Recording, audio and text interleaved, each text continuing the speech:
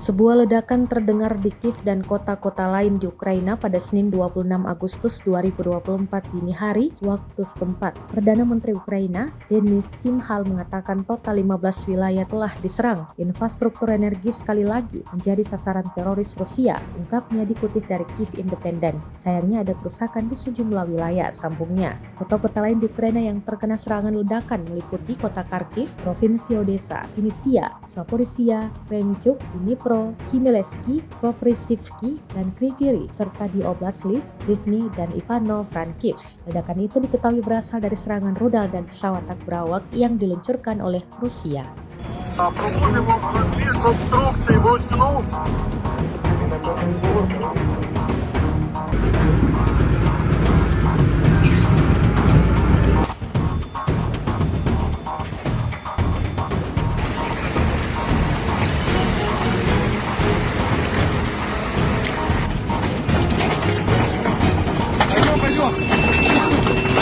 Определились куда это?